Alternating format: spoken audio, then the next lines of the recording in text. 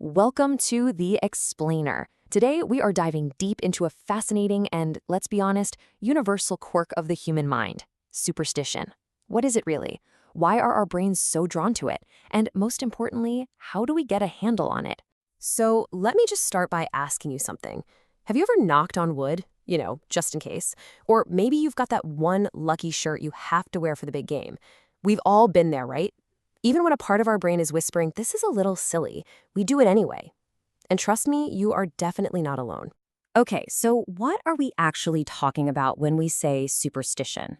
It's really easy to just write it off as some quirky habit, but it's actually much more than that.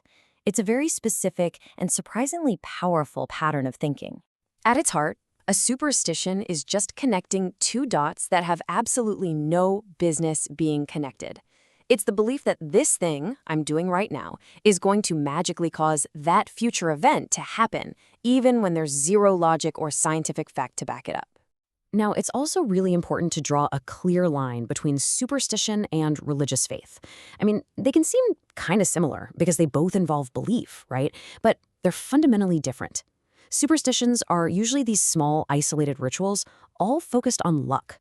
Religious faith, though, that's part of a much bigger, more structured system, often with a moral code and a complete framework for viewing the world. So if these beliefs aren't exactly rational, then why are our brains so wired to cook them up in the first place? Well, it turns out the answer is pretty much baked right into our mental hardware. See, our brains are absolute superstars when it comes to finding patterns. And that's a good thing. It's a survival skill that helps us predict things and stay safe. But sometimes that amazing pattern detector goes into overdrive. It starts connecting dots that just aren't there. These little mental shortcuts are called cognitive biases, and they are the absolute building blocks for superstition. For instance, you've got confirmation bias. That's when you remember the one time your lucky shirt worked and totally forget the 10 times it didn't. Or illusory correlation, where you see a black cat and then get a flat tire, and your brain screams, aha, connected, even though they're not. And oh, the false cause fallacy is a big one. That's believing your pregame chant is the actual reason your team won. But the number one driver, the real engine behind all of this, is our deep human need for a sense of control. When life feels random or chaotic or even a little scary, performing a small ritual gives us this illusion that we're doing something to influence the outcome.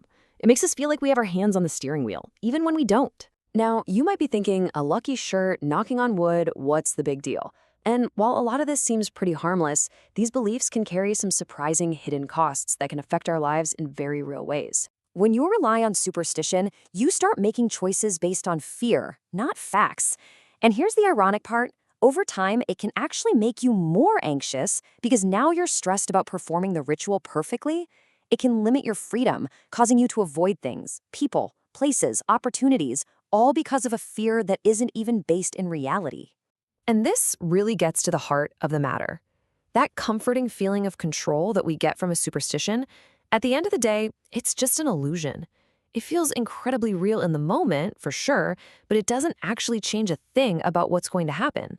Okay, so we've covered the what's and the why. Now for the good stuff, the how.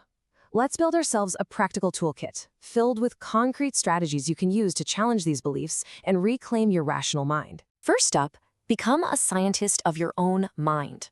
I'm serious. Treat your superstition like it's a hypothesis you need to test. If you think walking under a ladder brings bad luck, well, go walk under a ladder. Observe what actually happens. But here's the key. Your mission is to actively try to falsify it.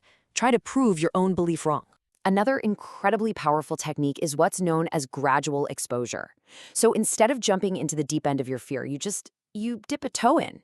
You break it down into small, manageable steps.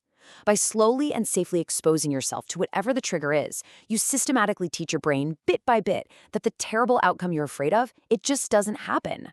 You can also actively work to rewire your thinking.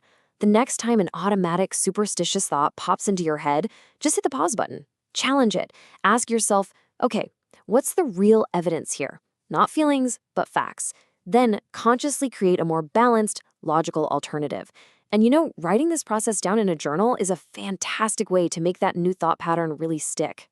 And this one might just be the most powerful strategy of them all, replacement.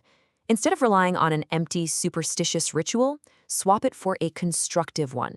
So before a big test, don't just put on a lucky shirt, spend an extra 10 minutes reviewing your notes. You're trading that illusion of control for real control that comes from preparation. You know, when you start taking these steps, it can do more than just change a few habits. It can fundamentally shift your whole worldview. This isn't just about stopping a few odd behaviors. It's like upgrading your entire mental operating system. And the payoff for doing this? It's huge. You gain autonomy, so you're making choices based on your own reason, not some old fear. That baseline level of anxiety starts to drop because you're no longer worried about breaking some invisible rule. And most importantly, you get to experience a profound sense of freedom, the freedom to engage with the world as it actually is. But remember, these beliefs are often really deeply ingrained in us. Unlearning them is a process, not a one-time event.